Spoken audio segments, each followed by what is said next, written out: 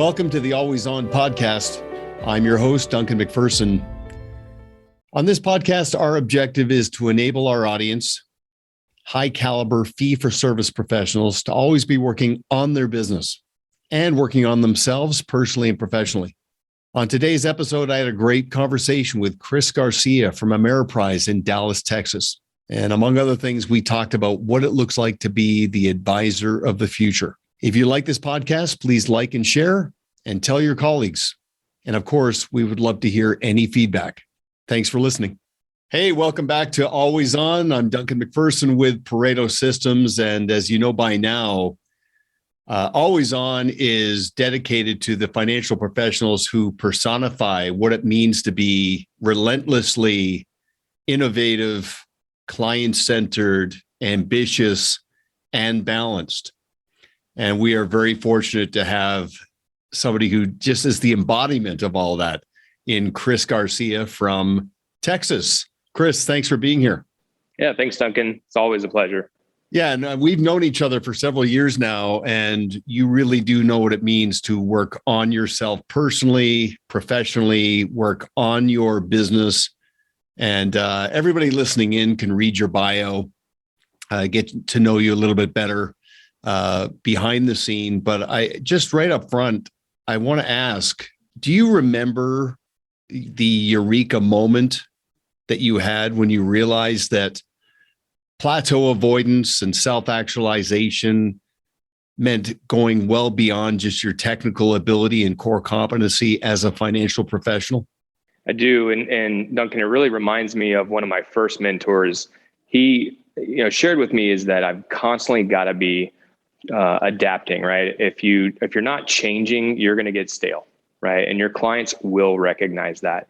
And so that was something that I learned kind of early on and just was self-aware of it and made sure that every ceiling and complexity I hit, I was able to move through that to a point to where, when I met you, I had been introduced to several coaches along the way.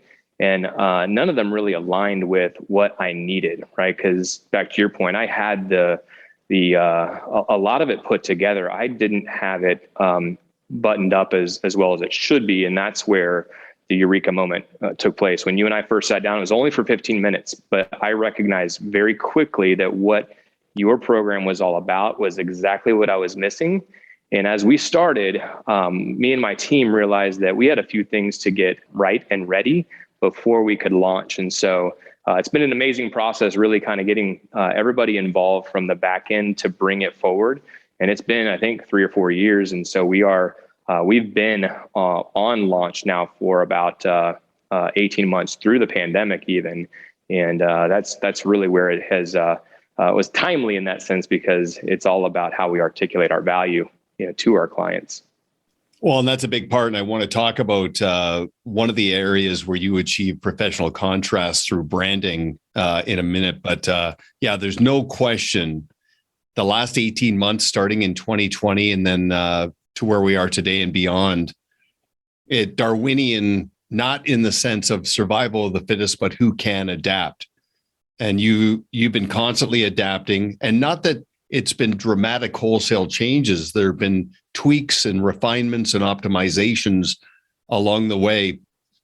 And that is, again, one of those common qualities that separates the best from the rest.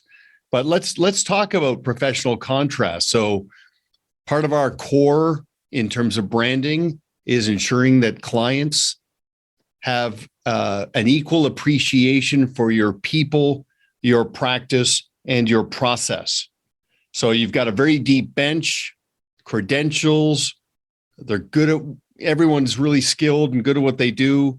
They like what they do, but you didn't stop. I really like the story, the origin of the branding of your practice. Let's talk about that. Yeah, and I'd actually started this process 6 or 7 years ago and just pushed it to the back burner because I didn't know how we wanted to communicate our brand and our value in the marketplace. And so again, it was after connecting with you guys and one of those things we took a step back on is saying, all right, now we've got the resource to really help to get this implemented. And, back then I was only a team of 6. And we had not, merged any client or advisors in, haven't bought any practices. And so it was a perfect opportunity. And I didn't want to move in a direction where it was generic in the sense of like a law firm, right?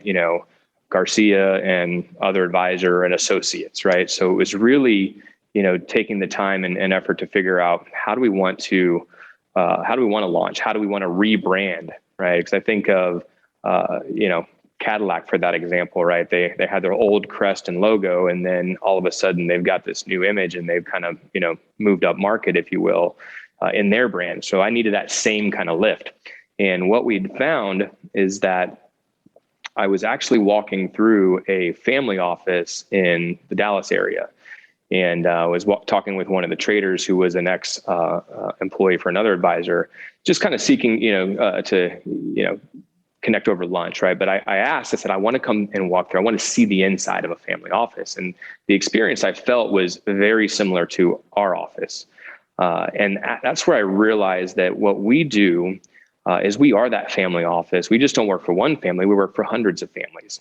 And so, in the discovery process around the brand and the name, I'd asked for a word that encompasses navigation.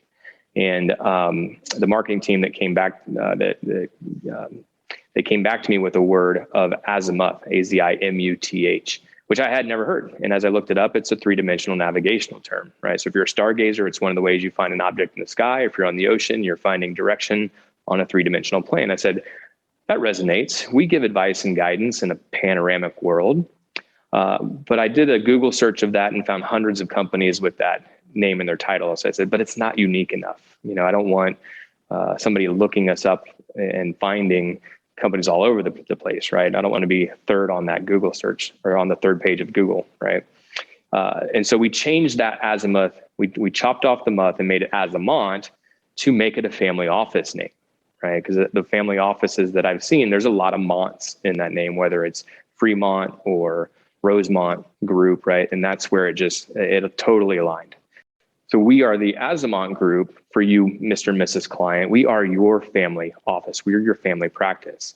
And for most of our clients, we work with everybody in the family, up and down a generation line, not to mention the siblings of that same family. So as I tell that story to clients, it resonates. They understand it. And most importantly is that most clients then recognize, wait a second, you don't work for everybody in our family. And it starts to kind of open that idea that maybe they should. Well, phonetically, it sounds established. It sounds real. It doesn't seem forced or contrived. And obviously you're a serious student about marketing and branding and business development. Branding is about not really speaking to what your value is, but what it does, right? And how that lines up with what someone wants. And being able to backstory the origins of Azimont with a client, it's compelling. It's interesting. And I'm, a big fan of the mountain being a symbol of the journey. Climbers of Mount Everest don't hire a Sherpa to get them up. It's to get them back down. Clients achieve financial independence. They plant their flag. It's often anticlimactic. They've still got the rest of their lives to live.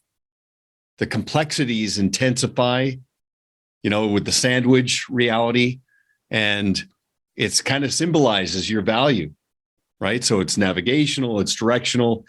But what's really great, you didn't just stop there. You're right. Businesses have to depersonalize the branding of the practice that opens up for scalable growth.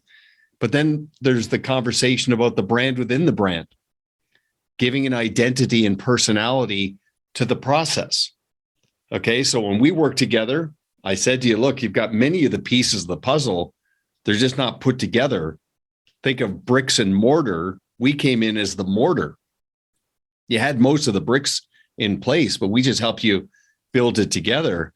But a big part of the finishing kick was branding the process, right? As a fee-for-service professional, somebody who thinks for a living, all about the future pacing, branding the process, giving that a name, giving that an identity. I'm really curious in hearing how your clients and how strategic partners have responded to that extension. Yeah, that was another epiphany that came about, right? And I just had a recent prospect come in, high net worth, and as I told them the story about our centerline formula, I could see the connection that one of the prospects made in their mind, right? They audibly let a out and then sat back in their chair, right? And I think it really connected in their mind. And so where I got the centerline formula was I was again telling a story to the marketing team that helped us to brand this. And I explained how I travel back and forth from where I'm from, San Antonio. I live in Dallas, right? And there's two roads to really take. I-35, which since I've been alive has had construction on it, and it's 3-lane road or 2 going to 3, and the construction slows you down, the traffic slows you down. It's a more stressful drive, right? But there's also a way if you kind of head out Fort Worth and go down through the hill country where there's a 2-lane road. The speed limits are 75 miles an hour. You hit a few towns. It's a much more peaceful drive. The scenery is fantastic driving through the hill country, and I'm at least doing 80, 85, right? But in this drive, what I've recognized over time is that there's a lot of faith and trust that comes on a 2-lane road, right? If I'm traveling southbound and the northbound, traffic is also doing 80, we both put a lot of faith into these 2 lines that are just painted on the road, right? And that's where that connection came. I said, that's exactly what my clients and our families do with me and my team and our process. They put faith and trust in the way that we guide them. Can they get out of their lane? Absolutely. Right. When the markets are down and, especially last year in COVID, one of the first questions we get is, are we about to crash? Well, if we get out of our lane, we will crash. If we do not stay on the road that we're on the path that we're on, follow our guidance, we will get out of this, right? And we will not lose sight, or we won't get off track. But if we make the wrong decisions at the wrong time, right, that's where we will crash. We will severely alter our financial future, right? And that's where that analogy came together. And it's perfect because there's so many different road or travel analogies that can come off of that, but it then resonates right back to family, occupation, recreation, and money. But doing it through that partnership, because again, it's not us that's behind the wheel. That's you, Mr. and Mrs. Client, right? It's not our destination we're headed to. That's your destination.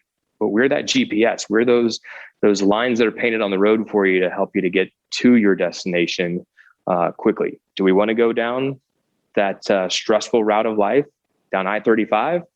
Or do we want to take that more scenic route through the hill country, enjoying the experience along the way? Yeah, enjoying the journey, not just the arrival at the destination, right? And what's powerful about that, in the spirit of professional contrast, is many well-intentioned financial professionals, they talk about advice, they talk about helping their clients achieve their financial goals. I mean, they're really talking about their intentions, their qualities, and their skills. And there was a time that was enough. Now it's a minimum requirement. Your point about the prospective client, that just, you could see their body language change when you said, look, we've developed and refined a process that puts every piece of the puzzle together, and we call it the centerline formula. It just has an impact. It resonates, and it goes beyond just your intentions. It says, look, there's no mystery here. We've cracked the code, and it's not promissory on performance and rates of return. It's promissory on a client experience. This is what you're buying into, which is incredibly profound. And ultimately, wrapping that, it's proprietary. I can only get it from you.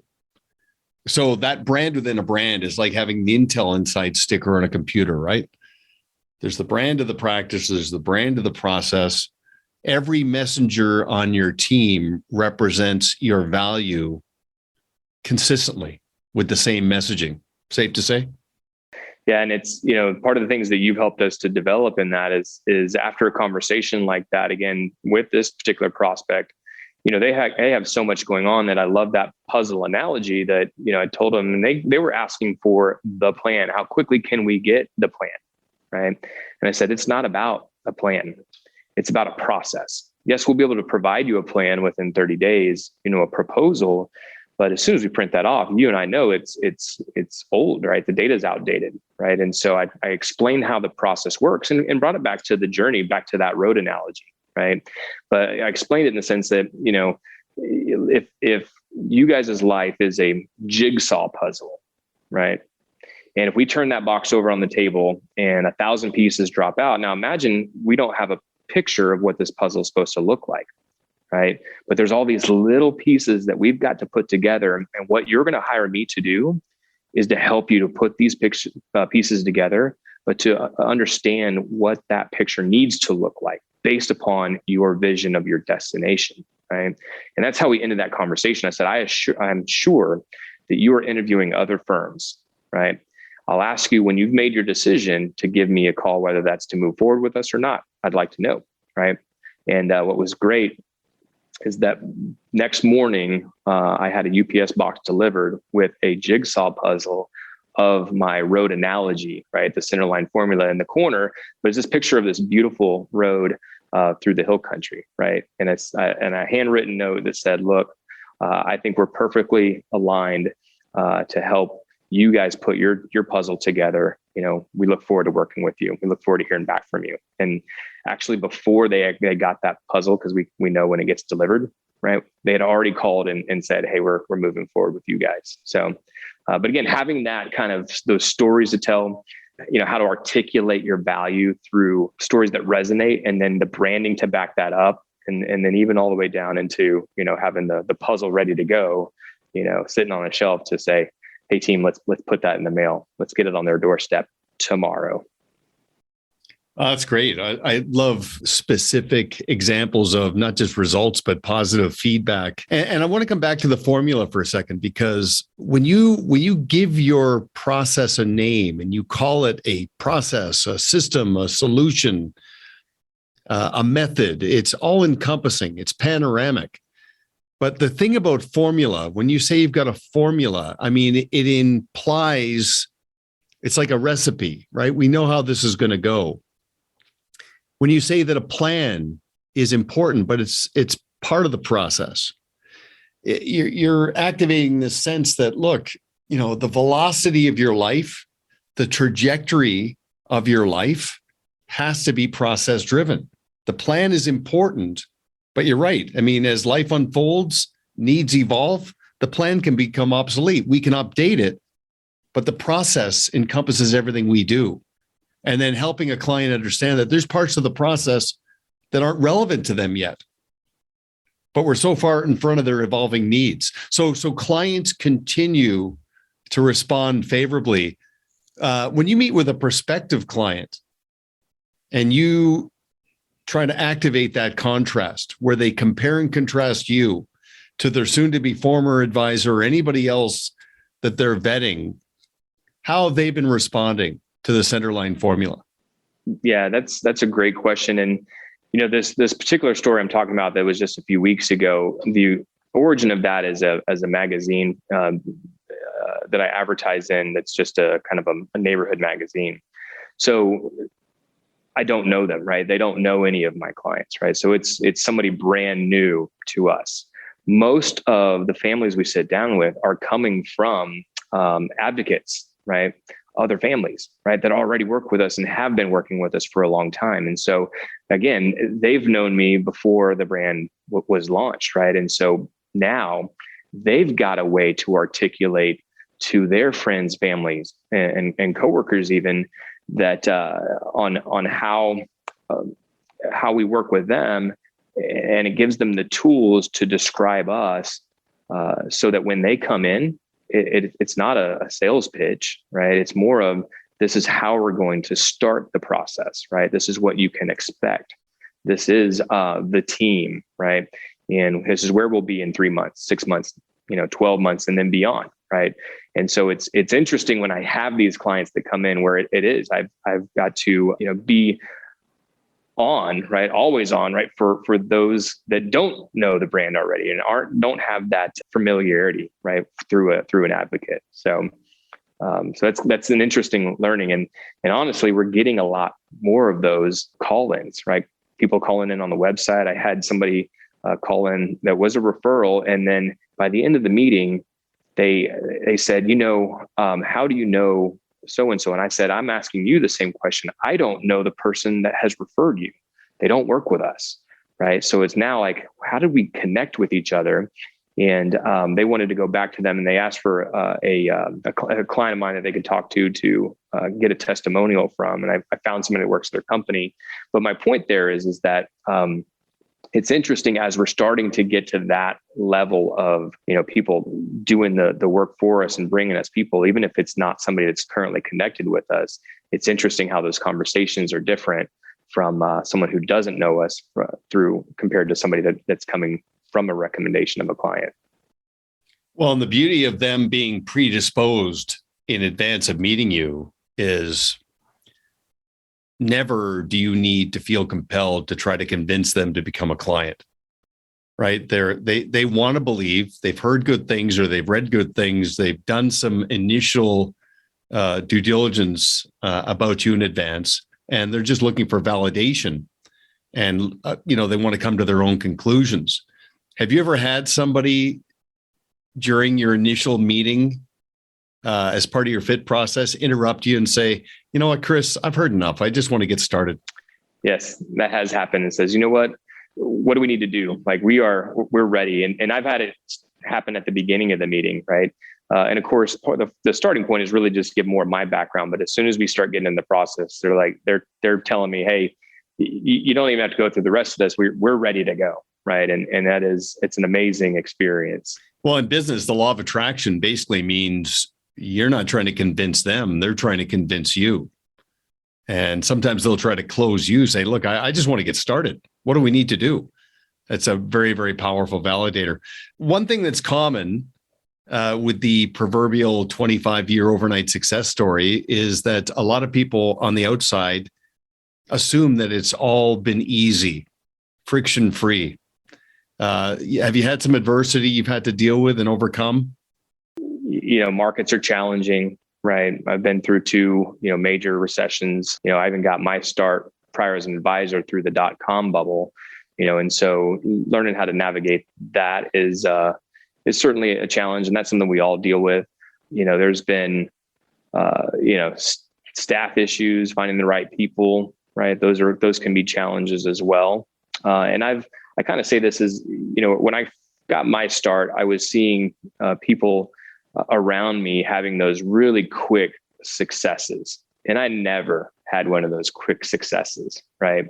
And I actually look back to that to say, I'm glad I never got those quick successes so that I would step back and kind of breathe a sigh of relief, because it's almost that the momentum stops, right? And that's one of the things that I learned is that I cannot ever let the momentum, let off that gas pedal, right?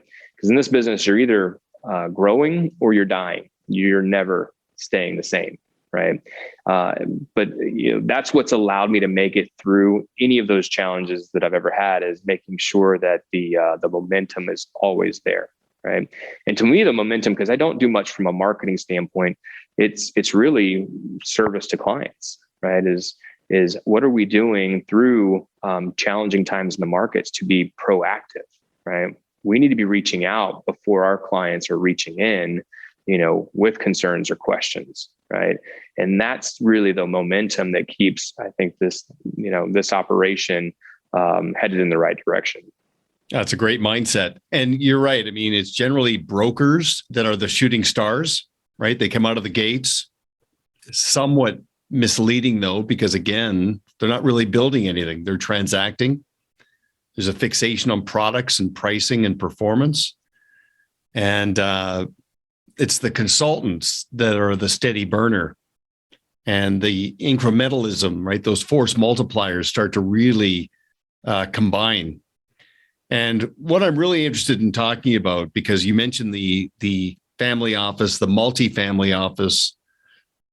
So your business to client model as a proof of concept, it's all completely documented. Nothing resides in the heads of your team members.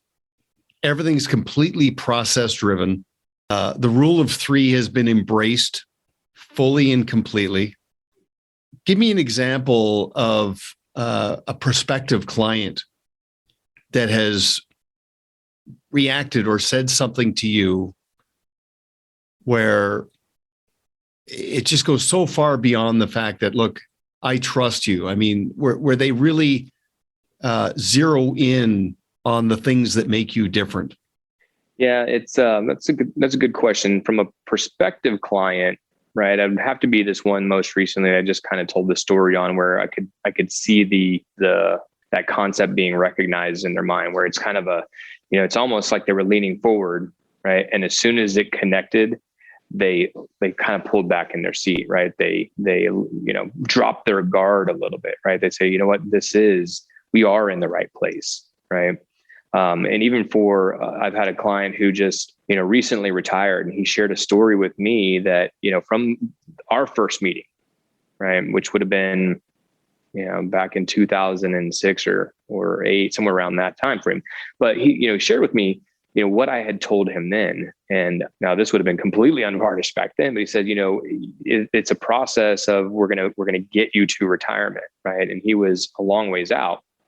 And as we've gotten to that summit, right, there's been some health challenges in his life that's brought him to the decision. But he told me that he at some points doubted it through our relationship, but stuck with the process, and he's incredibly excited that he did, because he's there, right? And we know, and he knows that he's going to be in a good position for the rest of his life. Right. More importantly, it's his wife that he's most concerned about. Right. He wants to make sure that it's not just, it's their lives, right. That the money that they've amassed will support them, through their longevity, through their retirement.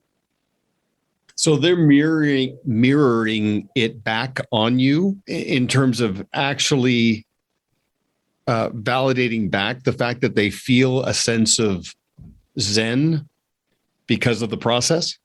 Yeah, exactly. And that's where, and I told him, I said, back to the summit analogy, right? As I use it, I say, we've only gotten to the peak, right? We've got another 30 years to go into retirement. And so this process has only just really started, right?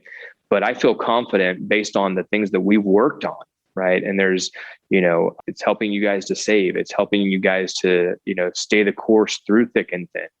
Through 2 major recessions, and, to the point to where we're now at a point where we're going to have a low withdrawal rate, and how much, articulating how that, creates a probability of success that is extremely high, right? Because we're going to go through ups and downs over the next 30 years, but you guys can retire with confidence, right? Especially because he's retiring based on a health condition. Right. And so, it's taking that weight off. Right. And that's kind of what he shared with me, is that, the stress around just life in general is tough, but, the financial stress is not. And this unique story, right, he kind of shared with me, he was in, I believe, the Korean War, and that's where he met his wife, was overseas. He was telling me a story how, back when they were dating, he was in San Diego, on base. But he'd gotten to a point where he rented an RV trailer, and they lived in this trailer while he was still in active duty, and they would put their money in a shoebox, and it was about $50 a week that they had to manage, right? That's what they lived on, right? And they would come back to the shoebox, and they would keep filling it up. And he expressed that analogy to me, is that's where they started, and where they are today. That shoebox is full. In fact, there are several shoeboxes full, right? And so, but just understanding that mentality, that mindset of where somebody, from the start, right, remembers that conversation vividly, which was, 14 years ago, to where we are today, right? And that's kind of where I get that renewed sense of faith of what we're doing, right? We're doing the right thing. And back then I wasn't as polished as I am today. Right. And so now being able to, articulate that value through branding, through stories, right, that really resonates, and allowing the clients to be our advocates and introduce us to new families that, because everybody's looking for that type of confidence, right? But they know how to describe it because they've lived it, right? And that's where, these new prospects that are coming in now from, random places, right? Is our process is built to turn these folks into advocates, right? And again, that's where that momentum, I've never let that go. I love the humility that comes from first generation self-made affluence, right? They never take anything for granted. They've got a really vivid memory about some of the adversity that they had to deal with. They tend to be pretty frugal. And, once they hit their stride, they have a confidence that, okay, this has all been achieved on merit. Sometimes you see some arrogance in found money as opposed to earned money, right? And that's a big part of the role of a financial professional in dealing with the dynastic elements when money goes into motion and changes hand from first generation earned to second generation found. So that's great validation.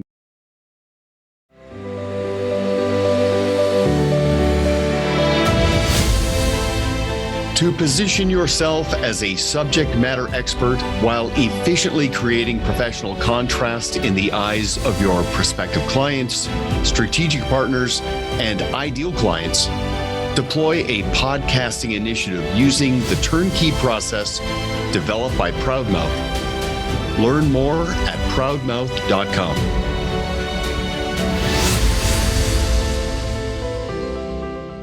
Let's pivot a little bit. So on a business to client model, you had the real eureka moment around, look, I don't just manage money. I manage a business that creates a client experience, and I manage clients in terms of their expectations, their sense of anticipation, their loyalty, making sure they're bought into the process, and of course, advocacy. And because it's all documented as a proof of concept, I want to talk about how you've taken that intellectual property and been able to put it in the hands of somebody else. Okay, so let's first of all talk about a business that you have acquired. Okay, what problem did you solve? What unmet need did you help them really understand that you could address? And what kind of impact did it have on the advisor's life when they agreed, okay, I'm going to entrust Chris and his team at Azimont with my clients, with my business? Let's have that conversation. Yeah. So first thing is, nothing was broken, right? And of course, that's not what anybody's looking to do when they, look to draft in or partner and merge in with another advisor. But it's understanding, strengths and weaknesses. And of course, that's what we're looking for as well, right? I'm constantly looking to adapt. I don't do everything 100%, the best way, the most efficient way. But in some of these acquisitions, that's where we have created the playbook to be able to run as efficiently as possible. And so that's part of where that drafting comes in, is that we're able to take years of development, right, and refining our process so that they can plug in and it's immediate, right? They don't have to spin their wheels kind of doing that step back that we did, right? And that's where, again, even for an advisor, that's where there's almost a sigh of relief, is now I can plug myself into that and my team, most importantly, right? Because again, finding the right folks is a constant battle, right? And then training is as well, right? And so that's what we've created in our playbook, is to make it easy, make that rule of three. If we're going to, do this 3 times, or if we're going to hire in 3 people, we better have this to where it's replicated to where those new team members can plug directly in, even if it's something we're hiring or if it's an advisor that's drafting in behind us. Do you have a preference between acquiring a business where the advisor is going to ride off into the sunset sooner or later, or do you prefer somebody who drafts in behind your process and you liberate them to basically find another gear themselves? from fulfillment and liberation. Do you have a preference there? I really don't. We're doing both at the same time, right? So we've got an advisor that is looking to retire in 3 to 5 years, and then one who's maybe just a little bit older than me that just recognizes the traction that we've got, that's looking to draft in. And so I don't really kind of look at one's better than the other, and just recognizing kind of the landscape is, we need to be in a position to kind of offer both. Somebody that is looking to kind of take that step back and really enjoy their last, 5 years of their career, right? Take more of the lifestyle on, right? Get out of that, CEO role, right? And enjoy it. And at the same time, that's where there's a really good handoff, right? Is being able to introduce a new process, a new system, right? And, and that's part of where, in that type of a scenario, since I've developed it, and it is that team approach, the focus is to depersonalize. So depersonalize for that advisor that is looking to leave, but not personalize them over to me, right? Because again, I've got so much capacity, but really, sharing with them or helping them to realize that this is going to be a team that's going to be taking over as that advisor eventually retires, right? And so, so that's kind of where that's one piece of it. And then of course, for another advisor, getting that far ahead down the line to kind of see how they can increase productivity by removing some of the barriers around training and organization, implementation of the process, and really just getting out to a prospecting level, knowing that they're back, right, in their own team. And our team, right, is there to support them to really become a rainmaker, right? And so, both of those are important to us. How important was it to have an advisor fit process? So when you started to connect with an advisor who said, you know what, I'm thinking that I might want to align with Azimont, and really approaching that as if you were meeting with a prospective client, like the same type of mindset that this is not a sales encounter. This is a fit process. Let's see if our interests are aligned. And then framing it around, okay, is there a philosophical fit? Do we see the world the same way? Is it a strategic fit, meaning the clients are going to be elevated? It's not you selling your clients to me. This is about helping a clients appreciate a deeper experience.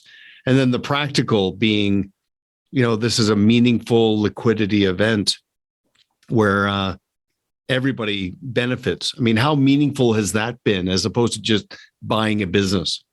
We have had several meetings with teams from other firms outside of ours, right? Inside as well. And so I think that's crucial, right? Because we can't be all things to everybody, even in our practice in the service we serve or the service we give to clients, but even in advisors, right? Is we need to have the right advisor that is aligned, right? That has the same beliefs, that believes in planning, that believes in wealth management, the way that we do, right? And so I think it's crucial. There are advisors that we've had to turn away just because there isn't an alignment. We are looking for those that share those same philosophies, share those same core beliefs. And I really think it all comes back to service and experience, right? Can you deliver an experience?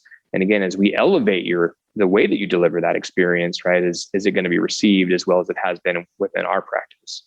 Now, we've had a conversation in the past where you shared with me a story about an advisor, a competitive advisor, where you had to sort of break it to him that you were going to be onboarding a client of his. And what he revealed to you was quite fascinating, a great validation of your professional contrast. Do you mind sharing that? Yeah, this is a good story. I mean, it was one that really kind of I took a step back, and I brought this to our team. I had to share it with them. It was a client that we had picked up probably about 4 years ago, and she had been referred to somebody at one of the top leading firms out there, right? And what's interesting is that in the way that the client positioned it with me is that we're going to have a horse race with my team and this other firm, right? And we will see where we are in the future. There was no set metrics, there was no set timeframes, but 4 years had gone by, and there was a very noticeable difference in the balances. And the unique thing here is that we got the same amount of money, my team and the other, on the same days, right? Same amount, same day. So it's kind of like, it was a true horse race, right? Where we're going to see where we're at. Neither one of us had an advantage in any way. And what really started the conversation is to say that, one, let's look at consolidating, because there's a noticeable difference. Now, if it was a minuscule difference, there wouldn't be a need for me to say, hey, we need to pull your money over. But because it was so vastly different, I said, look, we can't allow you to keep your money there, because you're not keeping pace with the markets or with your money here. But that wasn't what brought it over. That wasn't what helped this woman to make her decision to go ahead and end the relationship with that other firm. What it was is she told me, she says, as I call that team, I have to leave a voice message, and it's a day or two or a week before they'll contact me back, but I never get them on the phone. In fact, I've actually asked your team to call that team to let them know that I need to contact them, right? And that communication just wasn't there, right? And that's about the extent that I kind of knew. I've had a conversation with the other team, the gentleman there, a couple of times over the 4-year period. But when she made this decision, she said, Chris, I want you to call Joe. I want you to tell him that I'm going to be leaving and consolidating with you. And as Joe called me back after I left him a message. He told me, he says, Chris, I kind of expected this. We're not equipped to deliver the level of experience or service that you guys can. And that's where I kind of just stopped my tracks. I said, that's where in my mind, I go immediately to the marketplace, and I'm talking commercial ads, right, on television. And this firm got one of the leading ads out there that is, explaining to the marketplace how their process of service and planning is the way to go, right? And the reality of it is it isn't, right? Because this advisor is telling me we can't deliver on that, and we can't even answer the phone, right? And that's where I told my team, I said, that's why it is so important for us to, if it's within business hours, a call does not go to voicemail, it gets answered. Right. We have plenty of people on the team that if I'm not in a meeting, one of our associate advisors can speak to that client, and the client knows that we're there for them, right, when they call in. Right. And coming back to the way that this firm's positioning themselves in the marketplace, right, I said, this is where we've got to continue to create our professional contrast, because our clients are being bombarded with ads, right? Whether it's TV, their cell phones, their own bank, right, is trying to get them to become a client, right? Everybody says they do financial planning, but nobody does it in the way that we do, right? And that was powerful in the sense that it's kind of a true validation, because I've got the competition telling me that they can't do what we do. Can't or won't. And maybe like that statement, right? We can't do that. Boy, the overpromise, underdeliver is amping up, I think, to another level. And I think the marketplace is becoming pretty savvy about sniffing that out. But I love that story, such powerful validation. And this is what's exciting, because we talk continually about decommoditizing one's value so that clients focus on what you're worth, not what you cost. We talk about depersonalizing, and we talk about demystifying. Now, of course, 2020 and 2021 have manufactured an awakening, I might say, because there are several advisors as we come out of this that are looking down the road at the next 3, 5, 10 years of their life. And they're saying, you know what? I got to simplify. I got to get out of the minutia, and I got to tune out the noise. I want my business to serve my life, not the other way around. And I say that because I'm talking to a lot of advisors that they're on a collision course with a plateau. They're cresting. So they've been doing this for a while. They've got a great business. Some of them even admit to me, look, I'm making more money than I ever thought, but I know this isn't sustainable. And it prompts me to ask them the question. I say, okay, what do you manage? What do you manage? And they say, I manage money. And I say, no, that's commoditized. It's not proprietary. You manage a business and you manage people and you manage time. But ultimately, when it comes to time, what you really have to focus on is how you allocate that time. And here's what's fascinating. A typical advisor works 45 hours a week, 15 hours in asset management, 15 hours on practice management, 15 hours on relationship management. And I say to them, why don't you outsource the asset management? Get out of the asset management business. You've been doing this for 20 years. You've cobbled together 300 households, 900 holdings. You're doing your clients a disservice by sticking with the status quo. The way you manage money is not better. It's not yours. It's not proprietary.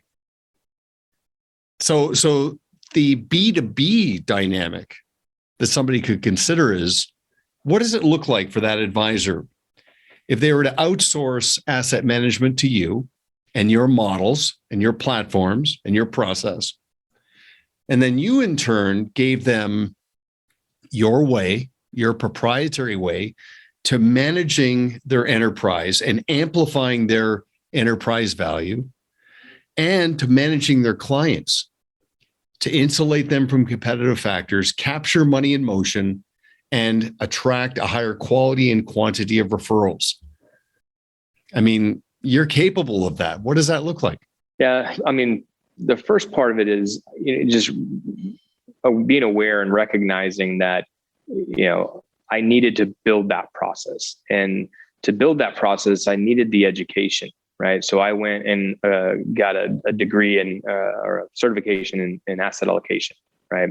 And through that, I really created my own, philosophy or technique, if you will, of how to manage asset allocation, right? Because asset allocation in turn, you can't manage for returns, right? But you can manage, beta and alpha, standard deviation. Those are those things that you can control. And if we focus on those things that we can control, over time, it will produce the results that we need, right?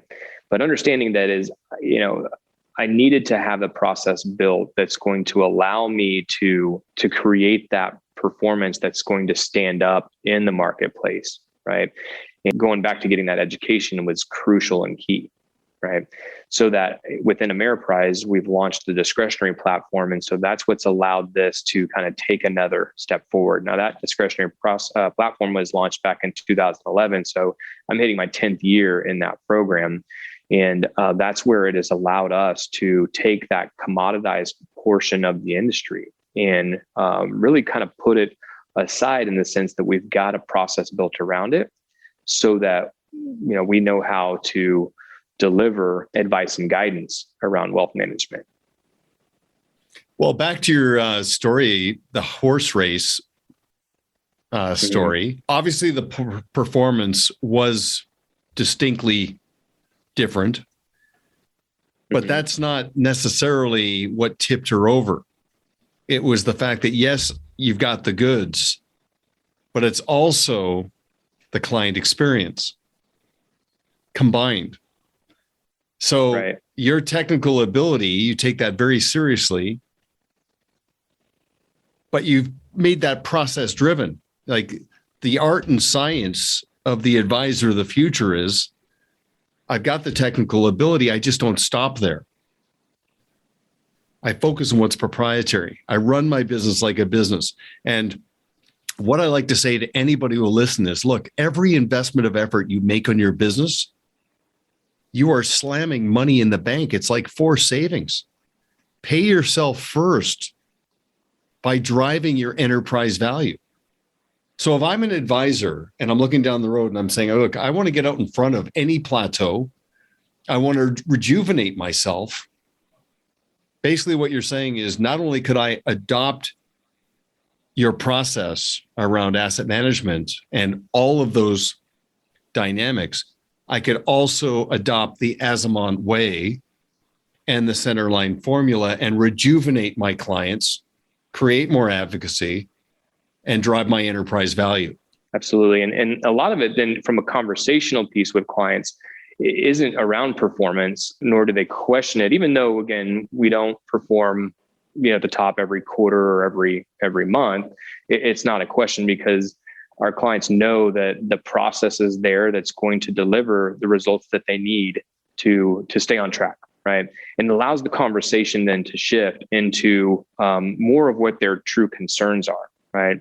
And what I think most clients are concerned with is what they'll hear on, the nightly news, right? Inflation, taxes, right? What is that going to do to the landscape, the economy and the financial markets over time? And letting them know that we've got a process built to handle that, right? Where the portfolio design is strong to weather through those storms. Again, it comes back to that centerline approach, right? That's where we've got that process in place that we just need to stay disciplined to it. And again, that's what we're doing behind the scenes, is making the adjustments on those things that we can control, whether it's beta or standard deviation, to adjust the alpha, right? And really educating clients on what those things are, right?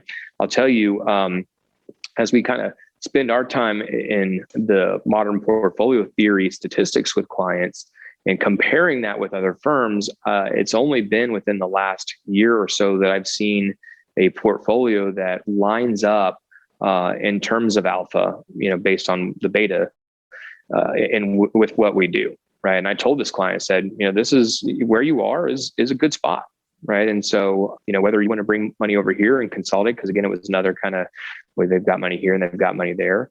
I told him, I said, it doesn't matter, right? Because I can tell you that you're in good hands there as you are here, right?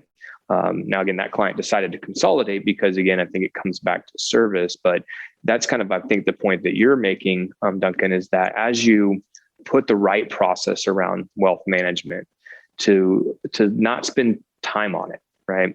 And I'll share with you that over the last 5 years, we've had a major shift in technology around being able to run a discretionary portfolio. It would take me 6 hours to run a rebalance, right?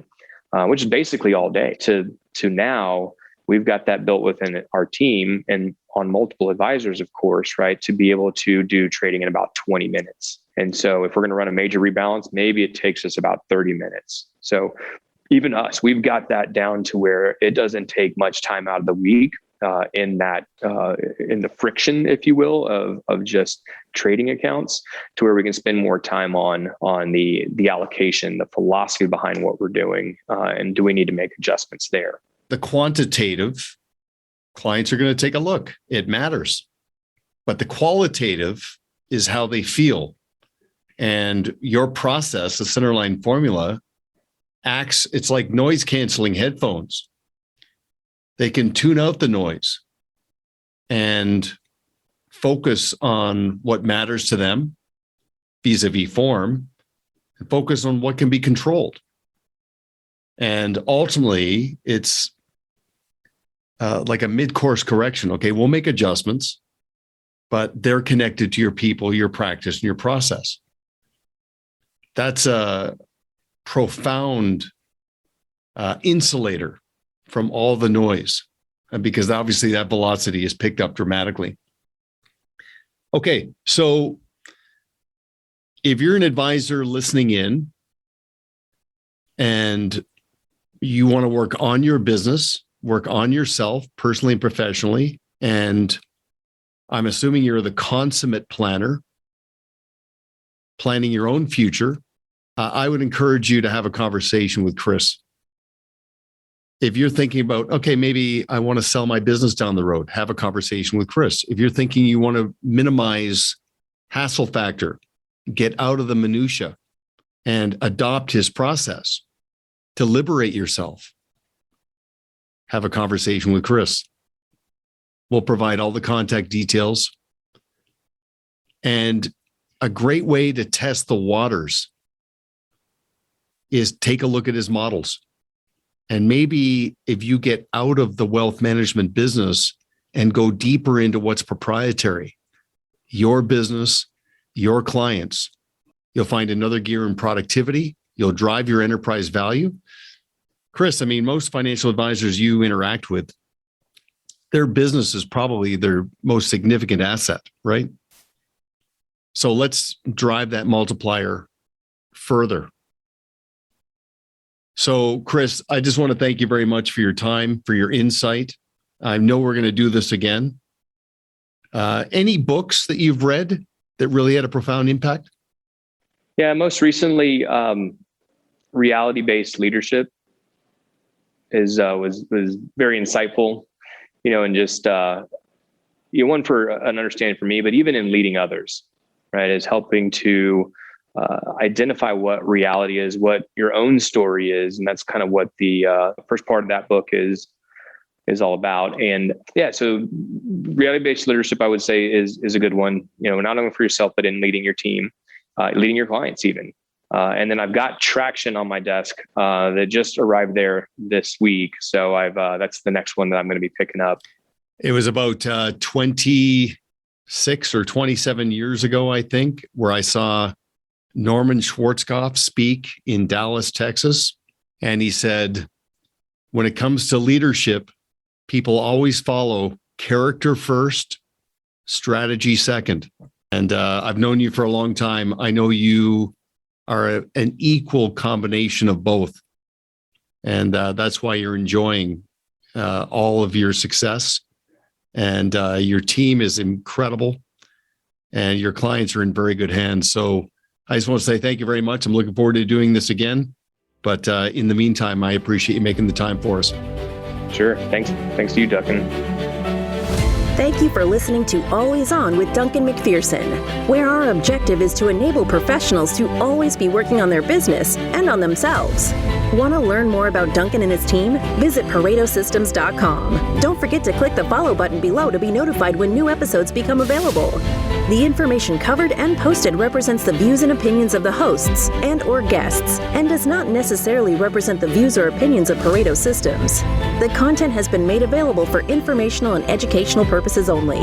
This podcast is powered by Proudmouth, the Influence Accelerators. If you're like me and want to spend more time educating people and less time selling, Proudmouth helps turn Main Street experts like you into trusted mainstream authorities.